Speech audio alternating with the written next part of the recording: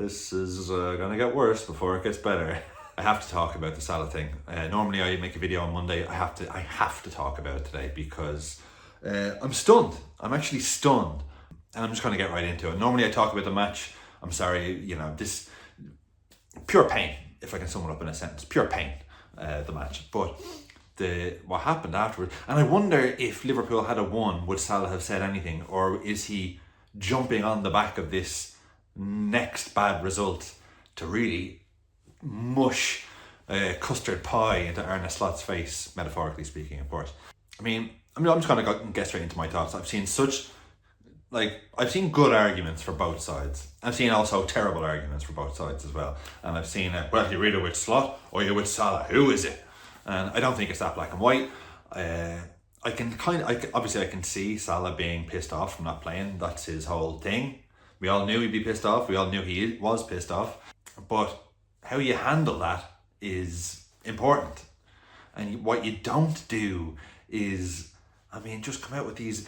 Do you know, the annoying thing to me is that he hasn't said anything throughout this whole thing. No real words of encouragement to the fans. No fronting up in front of the press and been like, yeah, look, we have to get out of it. I have to look at myself as well. You know, all this, it's always been Van Dijk. And yeah, Van Dijk's the captain. But if Salah is this senior figure that he wants to be, this godlike figure at Liverpool, then to say nothing through all that and then to only come out and make it about him in this one, I was actually, when I first seen it, I was just like, what the fuck? There's so much that he said that I want to go into, so I'm just going to play the interview and react to it, and then I'll chat more about it afterwards. So here we go. I'm in the bench. I think it's my first time in my career, but I'm very disappointed. I'm very, very disappointed, to be fair. I have done so much for this club. Everybody can see that during the years. And right, I'll stop it right there. Straight away. This whole thing of, I've done so much for this club, and this is how you treat me. He hasn't started the last 3 games. And if anything, Arne Slot was getting heavily criticised for starting him in too many games. People were saying he should have been dropped a month earlier. Where people were saying, what the hell are you doing, Arne? Get Salah on the bench, he's not playing well enough. At the end of the day, his form has been shite. And he's been dropped, just like any other football player. He's a football player who plays for Liverpool. He isn't Liverpool. I'm sure he loves the club that he's incredibly revered at and has breaking all records. Who wouldn't love that? But now when the club is in the shit, you're gonna make it a thing about, well, I'm not happy, I'm not playing. We're all in the shit. Can't we just get together and do what needs to do just to get us out of this funk? Because we were in this funk with you starting as well. Anyway, continuing on. Years, and especially last season, sitting on the bench, I don't know why. Seems you do know why. Like the club is throwing me under the bus. That's how I feel it. Right, so that's the first big statement. I feel like the club is throwing me under the bus. The club is throwing you under the bus, not just Big Arne.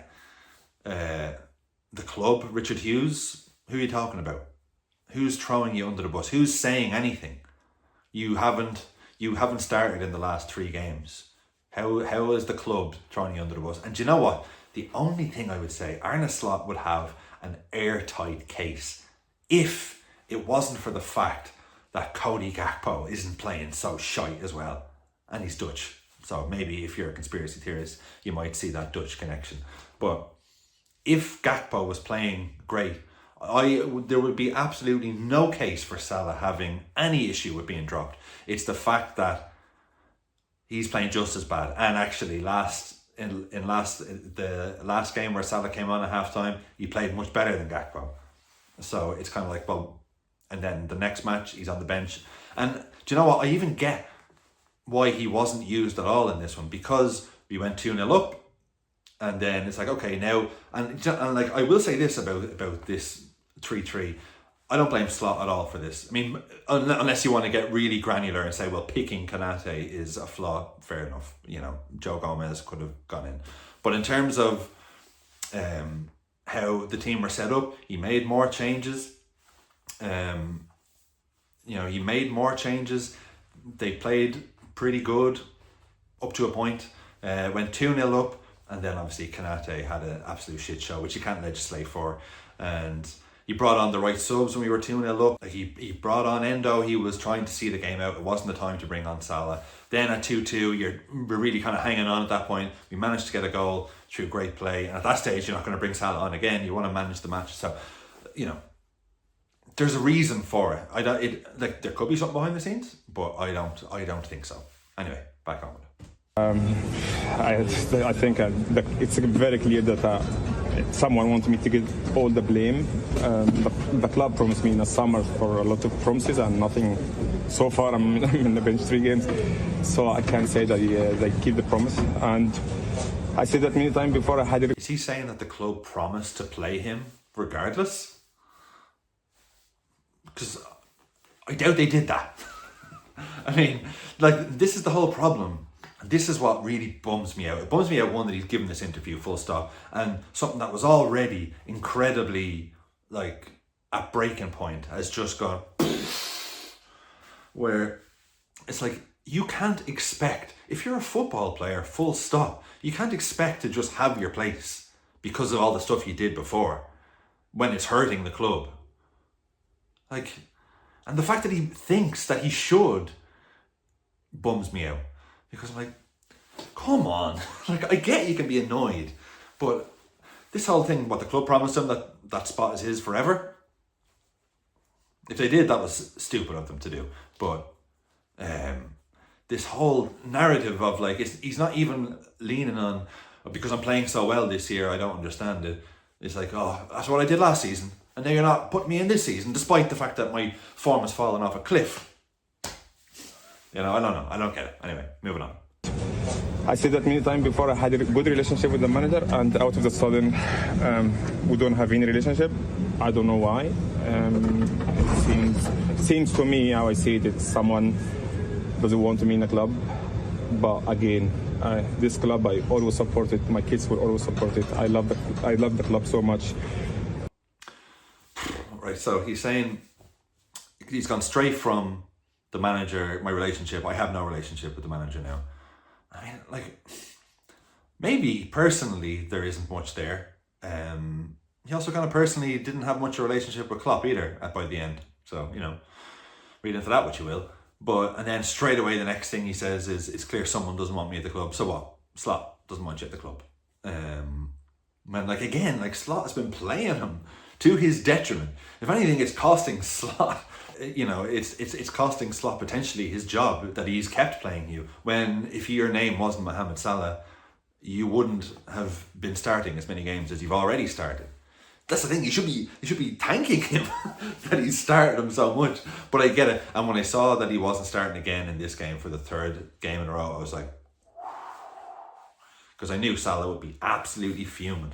But it bugs me that Salah only comes out with this shit when he's unhappy personally about something, and not sort of, the club will fight and, all this when we're going through the shit, get the fans on side, give the fans an uplifting message. He's only come out now when it suits himself or when it's not suiting himself, and he wants to make it public because he knows when he speaks, everyone will listen because he's Mo Salah. But anyway, next. And I will always do. Now I called my mom yesterday because I knew you guys didn't know that I'm gonna start or not, but I knew. Yeah. I called my mom and dad yesterday. I told them come to Brighton game. It doesn't matter if I play or not. I'm gonna enjoy it. We'll see what's gonna happen, but in my head I'm going to enjoy that game if I played or not, if I'm in the bench or not, because I don't know what's gonna happen now. So I'm just gonna be in Anfield. So he's essentially saying, well, really better fucking come to Brighton because I ain't playing after that.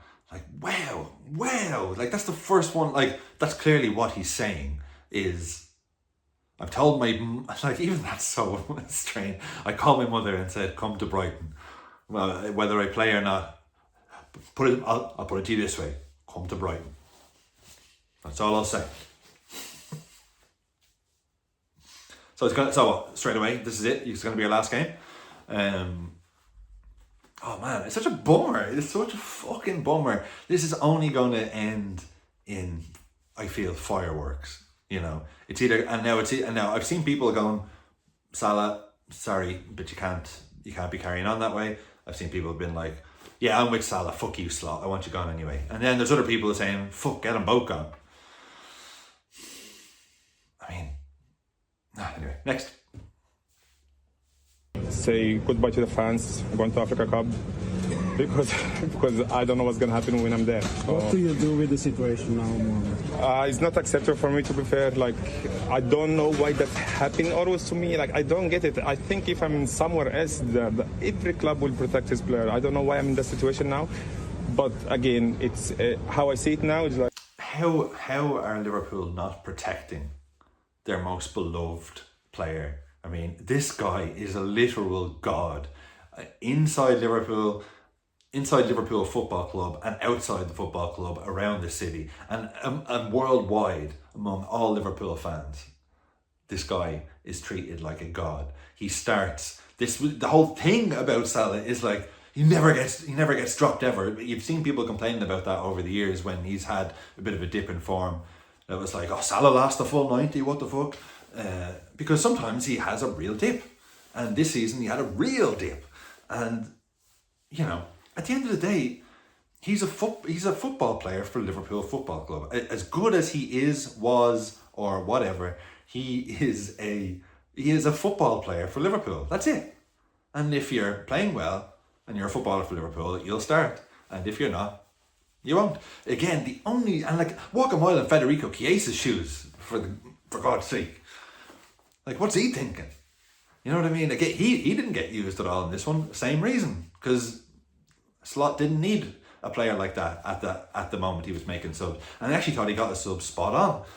But you know, like this just puts it into, this just goes from crisis to circus territory now, where it's just our biggest player of the last however many years versus our title winning manager, and they're going head to head, and people either have to pick sides now or just not pick any sides and just hope that they get it together. I don't actually think that Slot has done anything wrong in this case. He's done many things wrong this season, and he's said, even lately, stuff that's made me go, what's he saying that for? Or like, what? Like, so whether you think Slot in or Slot out,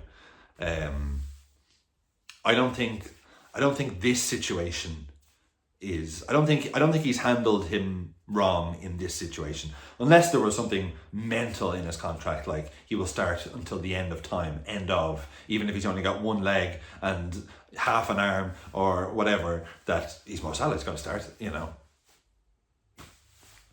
So you can blame Slot for a lot of things, and this is the thing, people are already right on the edge when it comes to Slot in, Slot out. You know, the majority are Slot out. So now when their most beloved player is speaking up against them, like, I wonder, because he's talking so measured here. Like, I feel like whenever he speaks, it's not just like obviously he's in the moment unhappy, but I feel like he's kind of thought about this and thought, I'm going to do this. And I don't know what it is, but maybe it was a deliberate thing to speak to Norweigen TV. Like, why of all? I don't know. Anyway, there's more of the video. it's like you throw Mo under the bus because he's a problem in the team now. But I don't think I'm the problem. I have done so much for this club to get the respect I want to get. And I don't have to go every day fighting for my position because I earn it. People will say, you're not bigger than... I'm not bigger than anyone. I earn my position. This is football. Yeah. So it is what it is. When you say that about the Brighton game, you mean that... No, that's not how it works. That's not how it works. And like, honestly, this to me isn't even a Salah versus Slot thing. This is almost a Salah versus Liverpool thing now. Like what he's done, the timing here, the stuff he's saying. I mean, this is like, I've never heard a footballer talking such like crazy big statements like this against. I mean, Salah and Liverpool just go hand in hand, and now it's like, so it really gives the impression that he's eyeing up a move away in January, because, wow, Okay, there's 20 seconds left. Possibly it could, be your last game. You consider your future in January, perhaps. Yeah, in football you never know, but I don't accept the situation, to be fair. Again, I've done so much for this club.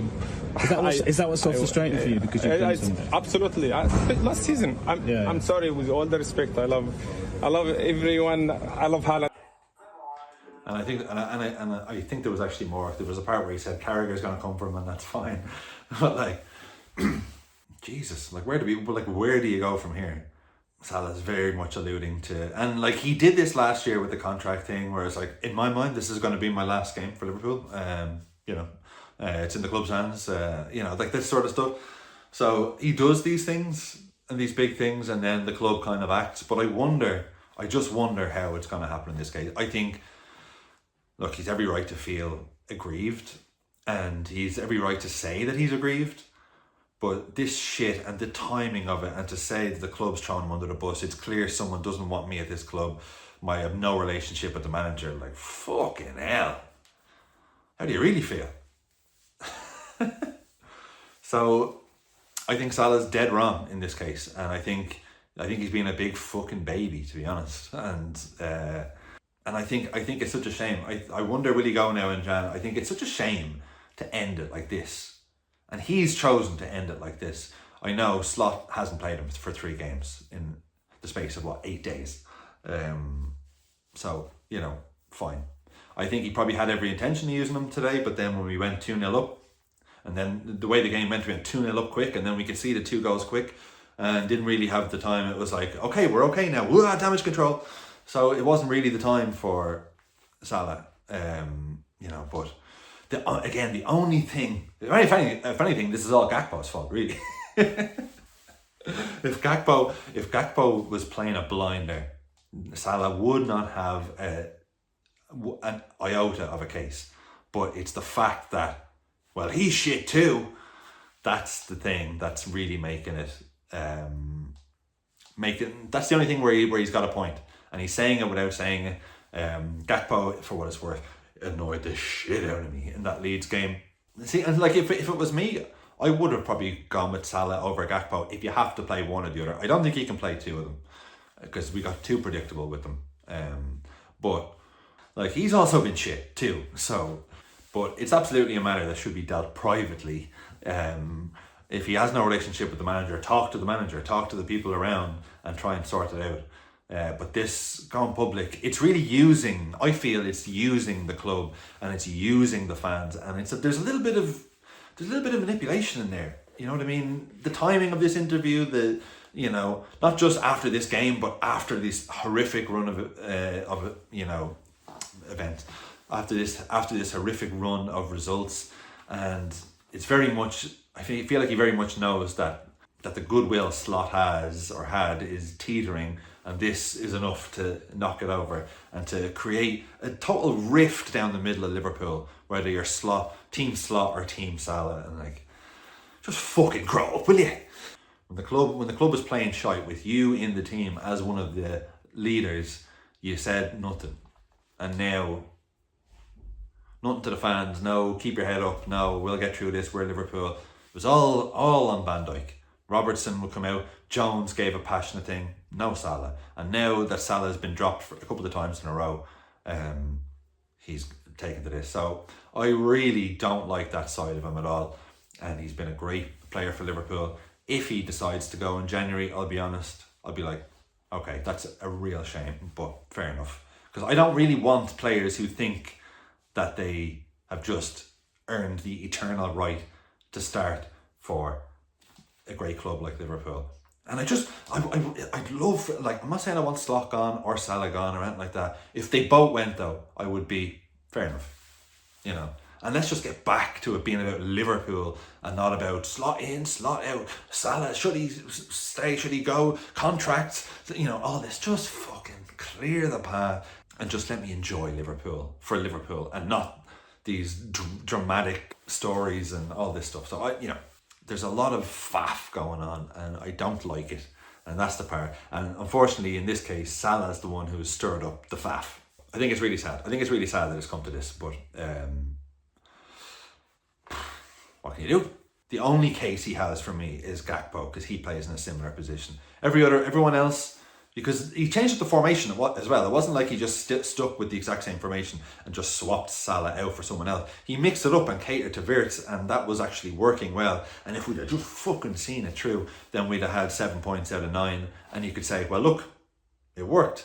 So the only thing is just the Gakpo thing. That's the only thing. How he's handled it and all this, totally shouldn't have done it that way. You just don't do it like this. I mean, for someone to be such a senior, it's fucking crazy. The ego is just insane.